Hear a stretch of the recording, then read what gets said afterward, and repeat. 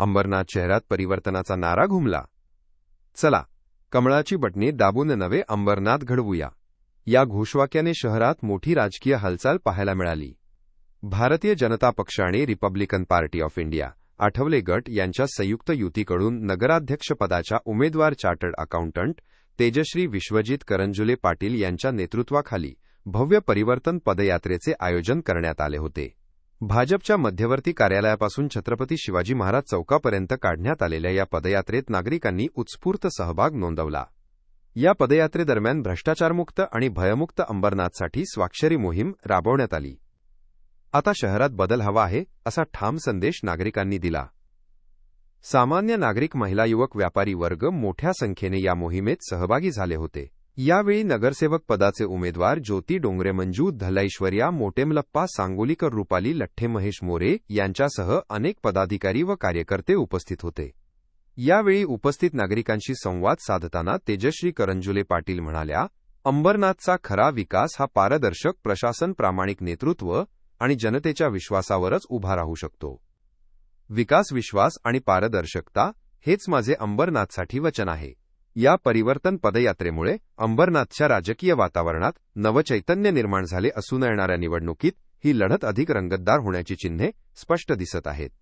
जसा हा खूप मोठा मंत्र आहे मोदीजींचा, तोच मंत्र मी आत्मसात केलेला आहे आणि खाण्याचा तर प्रश्नच नाहीये त्याच्यामुळे। आणि जसं बघा, मी तुम्हाला सांगते की पॅरेंटच चांगला असेल तर खालचे लोक पण घाबरतात, बरोबर आहे। त्या मुलांना पण तेच मिळतं, म्हणजे ते लोक पण घाबरणार। तसंच जर नगराध्यक्ष पदाचे उमेदवार म्हणजे नगराध्यक्ष जर तुमचे न खाणारे असतील तर नक्कीच नगरसेवक त्याच लाईनला चालतील, असं मला पूर्ण भरोसा आहे। आव्हान इतकंच आहे माझ्या लोकांना की भ्रष्टाचार मुक्त, कारण की इतके वर्ष फक्त भ्रष्टाचारामुळे आपलं अंबरनाथ शहर हे मागे पडलेलं आहे आणि अंबरनाथला पोखरला गेलेलं आहे। आता पुढे जायचं असेल अंबरनाथला तर भ्रष्टाचार मुक्त केलं पाहिजे आणि जे पैसे, जे निधी आपल्या सरकारला, आपल्या अंबरनाथ शहराला मिळतोय त्याचा पै ना पै त्या कामासाठीच उपयोग केला जाईल, असं मी सगळ्यांना आवाहन करते की त्यांनी भ्रष्टाचारांना साथ न देता आम्हाला साथ द्या आणि विकासाला साथ द्या। भ्रष्टाचार तसं पाहिलं तर ह्या अंबरनाथला लागलेली एक मोठी कीड आहे आणि ही वाळवी आपल्याला जर संपवायची असेल तर हिला पेस्टिसाइड वापरणं फार गरजेचं आहे।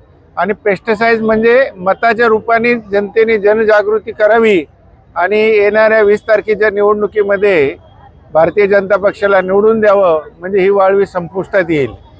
आपल्याला माहीत असेल की गेल्या अनेक वर्षापासून या अंबरनाथवर ज्या पक्षाची सत्ता आहे, जे नगराध्यक्ष होऊन गेले ते 7वी 8वी शिकलेले नगरसेवक या ठिकाणी होऊन गेले। वाटेल तिथं सह्या करणं, वाटेल तसा भ्रष्टाचार करणं, कायद्याचं भीती नसणं आणि जंगलराज आजपर्यंत चालू होतं। त्याच्यामुळं नागरिक त्रस्त आहे, नागरिक सुविधाचा बोजवारा वाजलेला आहे। कॉन्ट्रॅक्ट घेणारे हेच नगरसेवक।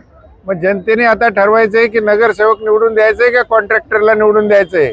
कचऱ्याचं कॉन्ट्रॅक्टर यांचंच, संडासचं कॉन्ट्रॅक्टर यांचंच, झाडूचं कॉन्ट्रॅक्टर यांचंच, माणसं सप्लाय करायचं काम यांचंच। म्हणजे याच्यातून इतका मोठा भ्रष्टाचार झालेला अंबरनाथमध्ये की अंबरनाथची आर्थिक व्यवस्था खिळखिळी झालेली आहे।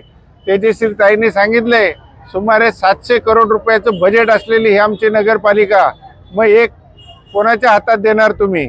आता तेजश्री ताई ह्या CA झालेल्या आहेत आणि त्यांचा जो अनुभव आहे 11-12 वर्षाचा या अकाउंटिंग सेक्शनमधला, तर कमीत कमी अंबरनाथमध्ये जर असे उच्च शिक्षित उमेदवार निवडून गेल्यानंतर कमीत कमी भ्रष्टाचाराला आळा बसल।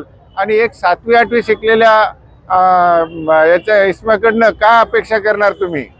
तर माझं एवढंच जनतेला विनंती आहे की आपण येणाऱ्या 20 तारखेच्या निवडणुकीमध्ये हे जंगलराज आणि भ्रष्टाचार मुक्त अंबरनाथ करा। आपल्यासाठी एवढीच खूप मोठी गोष्ट आहे आणि हे आपण केल्याशिवाय राहणार नाही। कसे होते पाकिट मारायचे ट्रेनमध्ये, पण ते आता काहीतरी हे असे नाही तर असे पाकिट मारतात लोकांचं। आता पहिले कसं रुपयावर होतं, आता मोठ्या प्रमाणावर करोडो रुपयाची पाकिटं मारतात। हे इतक्या भ्रष्टाचार आहे की आता तेजश्री ताई आल्याच्या नंतर सगळ्यांना कळेल की कोणी कोणी किती खाल्लेत, त्याचा हिशोब त्यांना द्यावा लागणार आहे।